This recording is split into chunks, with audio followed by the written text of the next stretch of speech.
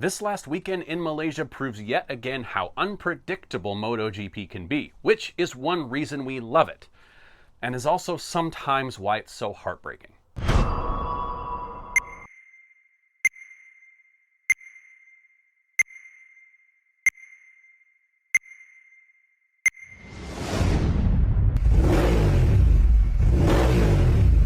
Welcome back to Monday Morning MotoGP, and this weekend we're talking about everything that went down this past weekend in Malaysia. But before we dig in, if you could please like, follow, share, subscribe, mash all the buttons so you get all the MotoGP content you can possibly imagine.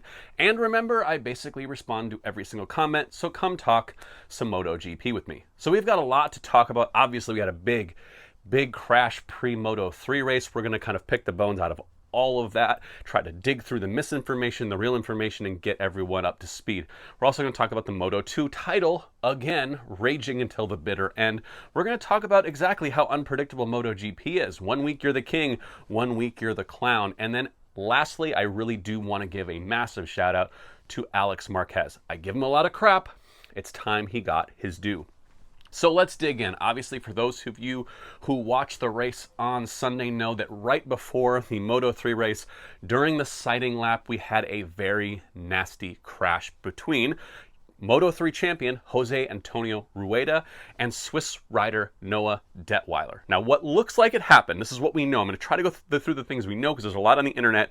People just like to talk. People just like to say things. I don't know why. People feel the need to just say things that come into their head with no evidence, nothing to support it. They just like to throw things into the ether and then someone else takes and runs with it. So here's what we kind of more or less know. It was on the sighting lap of the Grand Prix on Sunday. Moto3 was running first.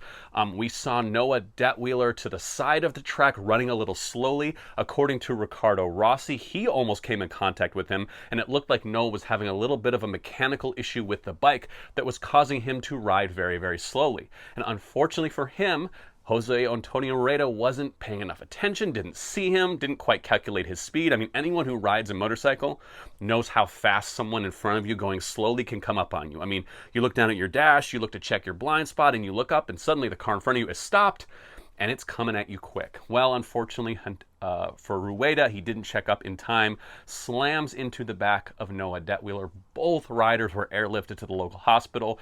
The Moto3 race and the entire weekend was kind of delayed. The Moto3 race was still run, which is part of the contention we're going to talk about, but it was a much shortened distance. Then MotoGP ran second, and Moto2 then ended the day. Now, here's what we know. We know both guys were airlifted by the end of the MotoGP broadcast. They said that Jose Antonio Rueda had I think it was a broken arm. He had several contusions, but was conscious. Seemed to be an okay, I don't even know how to put it. He seemed to be all right. Beaten, battered, broken, but otherwise okay. Now, we didn't get any news during the broadcast or updates at all on Noah Detweiler.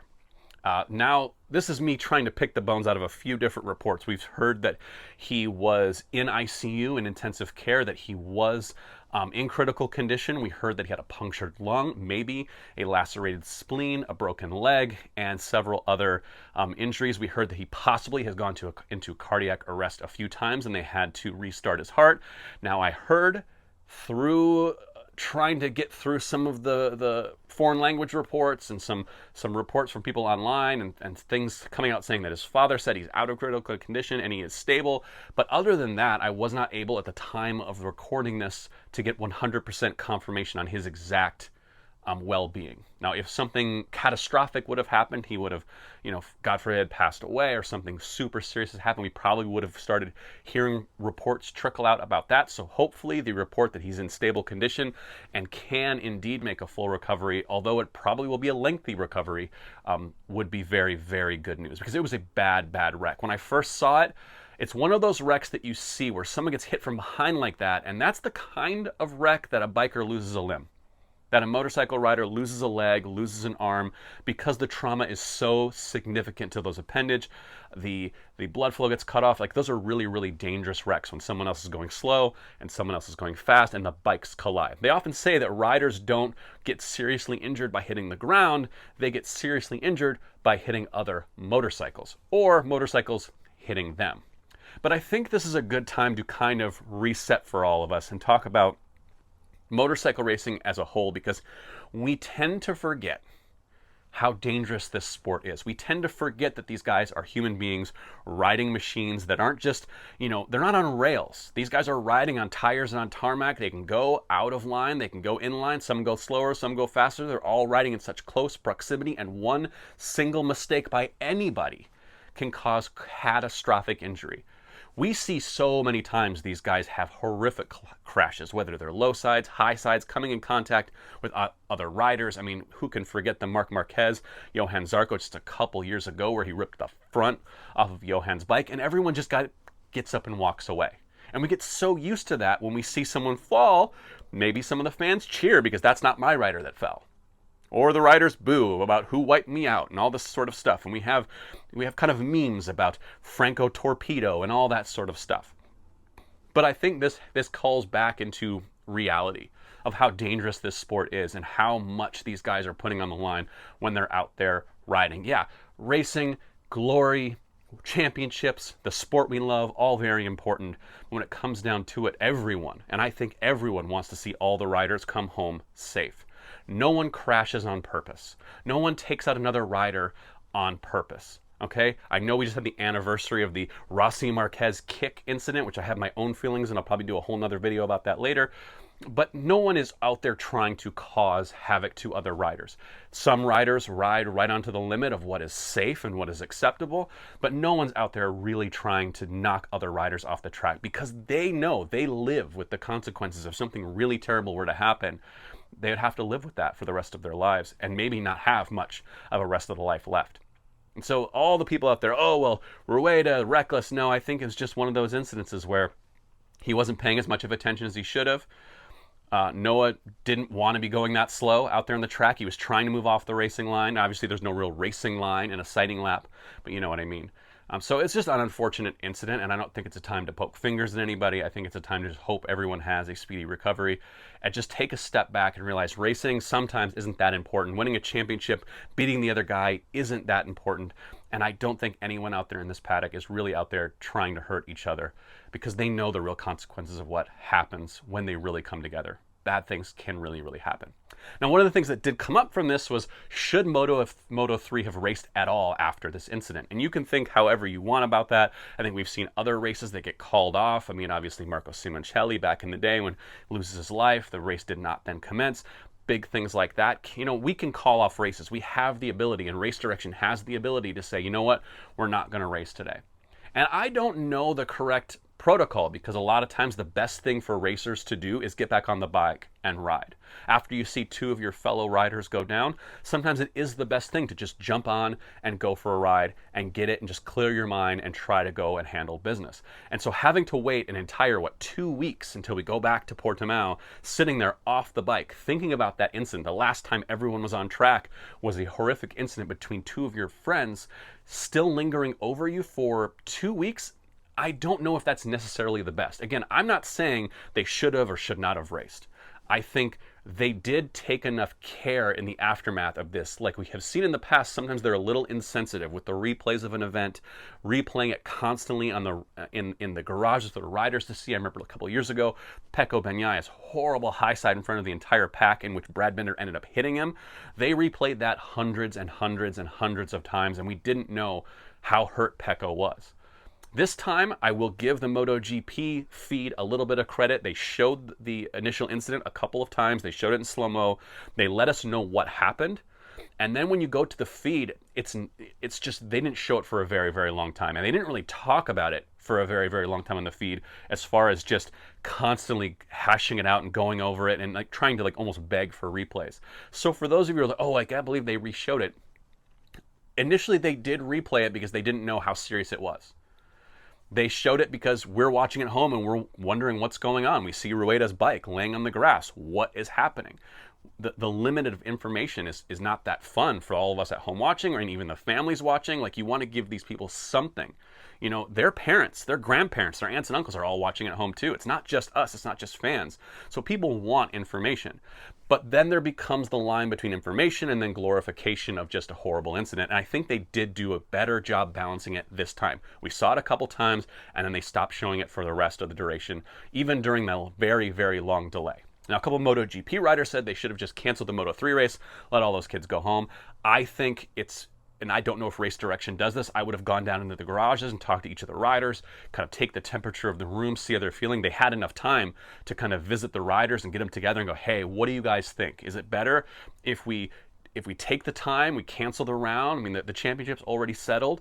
Let's just, call it quits. Or do you guys want to get back out there and ride the race and keep doing what you all do? Now, I think ultimately, whether it's right or wrong, I can't really judge. I think it felt like it was handled with the amount of importance that it was supposed to be handled with. So I'm going to let them off the hook a little bit over in Race Direction, because it is kind of an impossible decision. You have fans from all over the world tuning in. You have fans showing up in person. And it's hard to say, well, guys, race day's over. Y'all go home. And it's hard to look at the racers and say, you know what? We're done. Anytime there's an incident, you guys are just done. And I think they do have to take this at a case-by-case basis. And at least with the sensitivity, the amount of delay, the not showing the crash over and over and over again, trying to get us all the information they could without kind of sensationalizing it, I think for the most part, this was handled better than I've seen other incidents handled in the past. So I will give them a tiny, tiny bit of credit. But you can let me know, what do you think they should have done? Should they have still run the race? Should they have run it even later? What should they have done in the aftermath of this incident? But let's move on. Let's talk about Moto2, because this championship, like I said last week, is the one that is coming down to the wire, and it is going down to the last race, probably the last laps. Now, both of these guys after this weekend have the destiny in their own hands. Manuel Gonzalez wins 2 races, he's the champion. If Diogo Moreira wins the next 2 races, he's the champion. So there they are. That's how it works. They have to win to get it. It's awesome. It's what we want motorcycle racing to be. And it's where I think motorcycle racing's format, when it works out, when you have 2 guys that are really competitive against each other, it's the best ever, because now every point is so crucially important. I mean, we talked about last week, Manu Gonzalez seemed to have the championship kind of in his own hands. It felt like he kind of had it wrapped up. Now, I know he had a DQ due to some electrical naughtiness, some non-homologated parts he was using, or electronics he was using, that actually wiped a whole bunch of points away from him. But it also seems that the last half of the season, Manu Gas has kind of played a very conservative role, trying to keep the points, trying to manage that gap, not really put out this outstanding results, and just kind of nurse it to the end. Whereas Diogo Moreira feels like he's been the aggressor all the way till this point. And with Manu Gas crashing out of the Moto2 race and putting the controls, the hands in the driver's wheel and on the handlebars to Diogo Moreira, now who leads the championship by, I think, 9 points. Now we're going to see, does Manu Gas come back with that killer instinct? We're going back to Europe. We're going back to tracks these guys are more familiar with. Will Manu Gas just try to put his foot on Diogo Moreira's throat and really just punish him with 2 wins back to back and just undeniably be that winner? Or are we going to see Diogo Moreira continue the relentless pursuit of this championship and prove that he is the guy that deserved that MotoGP move up, that promotion? He deserves it, not Manu Gonzalez. Because I think that was the prevailing wisdom halfway through the season. Look, Manu Gonzalez looked amazing on the Aprilia and the MotoGP test. He was leading the World Championship, but the teams are looking at Moreira. That doesn't make any sense. Well, now the script has flipped a little bit, and we have to kind of give credit to both these guys, keeping their nose in the fight, limiting the mistakes, and it was Gonzalez who kind of blinked first here. And now Diogo Moreira has a chance to manage that point gap back to Gonzalez, but it's not a comfortable lead. 9 points may sound like a lot to you, but it really isn't. Like I said, if Gonzalez wins 2 races, that's enough points to win the championship. If Diogo Moreira wins 2 races, that's enough for him to win the championship. It is all up for grabs, and it is all down to the last laps of the last race. It's going to be epic. Keep watching Moto2. It's one of the best classes ever since Pirelli tires has come in and kind of flipped everything upside down and made guys really think about the tires and think about how to adjust to them and their riding styles. It has been an amazing class to watch ever since that moment, and I'm here for it every single week. Moto3 is always a good time, but unfortunately, that championship wrapped up. Well, I mean, maybe fortunately for Rueda, but that championship has already been wrapped up, much like the MotoGP one. So it's Moto2 that really deserves the headlines. And hey, maybe that's why we should be racing them third every weekend. Let them be the main event until this title is decided. I know that's not going to happen. I'm just saying. They've earned it. They're in the spotlight. Two great racers, but hats off to Jake Dixon in Moto2, has a really, really dominant ride. If we'd see this more often out of Jake, we'd be talking about title contender, him in that same sentence, but he just can't seem to do it week in and week out. I love his emotion on the podium. I think Jake is the kind of guy who's just, what you see is what you get. It's going to come out of his mouth. It's going to come oozing out of his pores. He's super emotional. Won that one for his granddad, had the special helmet. So, congrats to him for being able to pull that off. Much like last weekend in Australia when Senna A just won his home race, we're getting so many awesome storylines out of Moto2. You just can't ignore it. If you're only watching MotoGP, I've said this wrong. I've said this a long time. If you're only watching MotoGP, you're watching a race weekend wrong. It's just the facts. This is not my opinion. I'm just sharing facts. Do with it what you will. But I also want to talk about the unpredictability in MotoGP, because everyone likes to crown the last guy who won a race or the last guy who dominates and go, oh, now we just know what's going to happen in MotoGP. Oh, Pecco's back. Big win in Japan. Dominates. Pole position. Sprint win. Grand Prix win. Pecco's back. He's got everything on the bike figured out. There we go, all of you Marc Marquez fans. Pecco's coming back at you. Until he doesn't. The next 2 weeks, he's nowhere. He's cooked. He's done for. That was a fluke. He'll never win a race again. Until he doesn't. And this last weekend, we see him on the front row. We see him pole position. We see him winning a sprint race. Is he back? Even he doesn't want to say, oh yeah, I'm back. Because last time he said that, he spent 2 races crashing out of the back of races. Then we look at the Aprilia, how dominant the Aprilia was last weekend in Australia. I mean, no one could touch Marco Bezzecchi. No one could touch Raul Fernandez. They were so far and away better than anyone else. And this weekend, they're nowhere. Nowhere at all. Now, historically, this is a track the Aprilia has not liked. Bezzecchi, no, not super, super duper strong here. Raul Fernandez, I don't really know his history with this track, but judging by this weekend, he was very, very glad to leave. So I don't know why fans continue to say things like when Fernandez wins a race and you go to your MotoGP fantasy lineup and all of a sudden everyone has him as a gold tier rider. Yes, sometimes when a rider wins a race, it kind of opens the floodgates and then the results just kind of come. And sometimes they just had a good weekend. But MotoGP, from one week to the next, no one knows what's going to happen. Sometimes the predictable does happen. Sometimes the Marc Marquezes of the world take over and win 6 straight races. Of course. Sometimes the favorite wins the horse race. It just happens. But other times, Marc Marquez, the world champion, the greatest motorcycle rider to ever live, some say, is in the gravel trap with a broken shoulder and will miss the rest of the season. You just can't predict these things. And a reason for that is that because you're riding 300 plus pound machines at over 200 miles an hour, inches from someone else, it's chaos on 2 wheels. That's why we love it. And as I said in the opening, it's also why sometimes there are sad days. So we kind of have to take the good with the bad and just hope for the best for these young riders. But also in MotoGP, we have to be less willing to go, oh, I know what's going to happen. Oh, now I've solved it. Oh, Fabio Quartararo, pole position. They've now solved their problems over at Yamaha. Oh, the V4, that's going to solve their problems at Yamaha. No, it won't. It's all unpredictable. Did you think that Pedro Acosta was going to run the Sunday Grand Prix with basically all of his tire preservation electronic aids turned off and just say, no, guys, I'll do it with the right wrist and the right foot? And that's it. That's how I'll manage the tire this week. The electronic setups we have to prevent me from spinning the wheels and prevent me from chewing up the tire aren't working. I'm going to do it on my own. Did anyone have that on their bingo card? You're lying if you're shaking your head yes right now. No one saw that.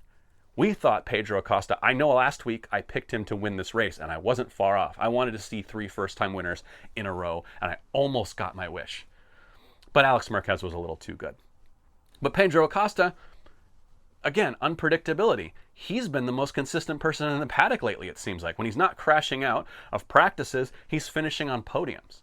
So no one can judge what's going to happen 1 week to the next. So I urge you as MotoGP fans to take a breath when something happens. When your favorite rider is not doing so well, take a breath. They're going to live to ride another day. When your favorite rider is dominating, enjoy it because it's not going to last forever. Not even for the great Marc Marquez.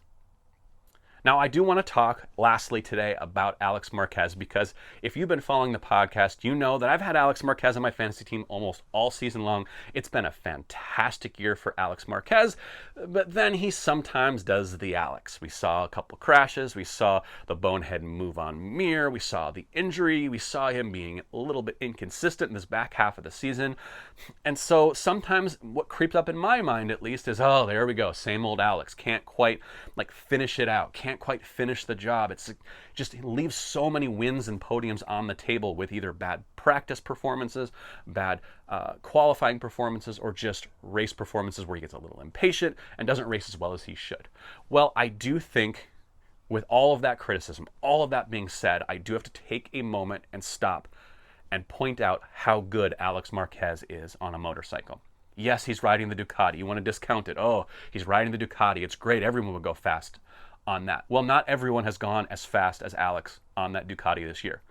Pecco's behind him. Digi is behind him. Morbidelli's behind him. His teammate, Firmin Aldeguer, is behind him in the standings. He's won more races than all of them. He's been more competitive than all of them. He's been there all season long. He's been on the podium. He's racked up a ton of hardware this season, and Gresini gets to be the best independent team yet again, despite being one of the smallest teams on the grid. Again, yes, they have the Ducati. Okay, fine. But you still have to ride it on Sunday. You still have to get on the podium on Sunday and score the points, and Alex absolutely has. Solidifies himself as the number 2 in the championship behind his brother. A brother 1-2, pretty incredible for the Marquez family. And I think I never want to hear anyone ever again say, well, Alex is just there because of his brother.